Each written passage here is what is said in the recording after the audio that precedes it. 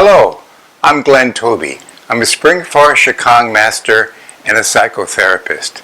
The topic of this 5-minute talk is on distress healing with a greater focus on sarcasm. Now, from my perspective of Shikang, I'm always really focused on healing.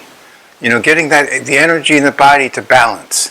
So whatever imbalances the body, so to speak, is a concern of Spring Forest Shikang.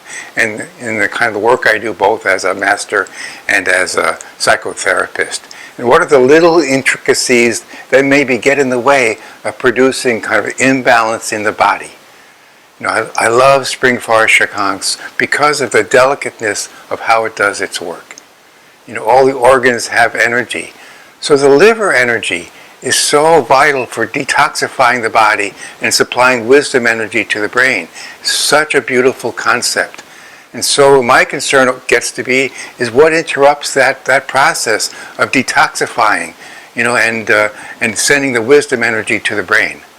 So the liver energy works on moving out, anger energy, moving out anxiety energy, so that there's no interruption to that beautiful flow of healing. Distress, creates kind of that interruption, so to speak. Now, what does that have to do with sarcasm? Sarcasm is such a powerful, intriguing word.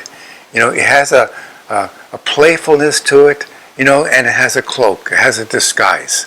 So words can start here and they wind up here. So I love kind of being sarcastic. You talk to my friends or coworkers and stuff, they'll say, "Oh, Glenn," even my granddaughter will say, "Oh, silly, silly." I love being silly, but the focus is on making a connection. How can I bring a little lighter things to the world? So if there's a huge storm going on or a snowstorm and the weather is just really absolutely terrible, the sarcasm might be what? "Oh, lovely day, isn't it?" It's a word, it's a phrase that takes you away from the rain and the storm and the misery, so to speak, going on, and just moves it a little bit away.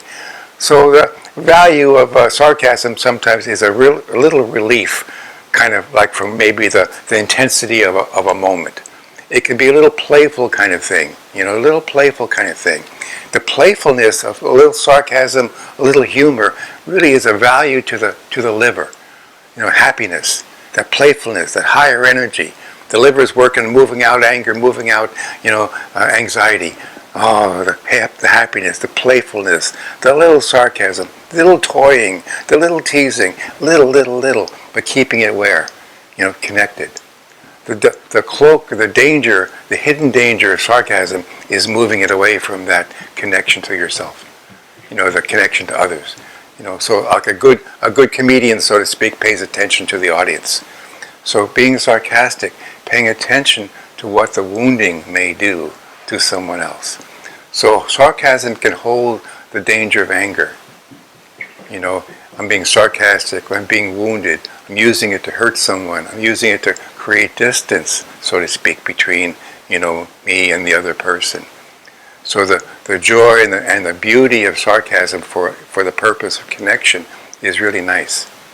But when it moves one more step, when it's done frequently, it really creates a distance, from yourself to others, but also a distance within yourself.